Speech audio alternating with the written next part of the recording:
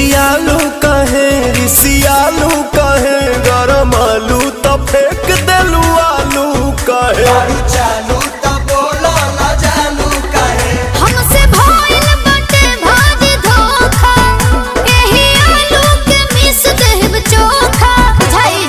देबू नहीं खाए काका बोला हम कमाए चितर कूट जाए अरे दिल कूट खाए है दिल बूट खाए अच्छा तोहरा राजा जी के दिलावा टूट जाई हमारा राजा जी के दिलावा टूट जाए तोहरा बोला मुँह के दिलावा टूट जाई।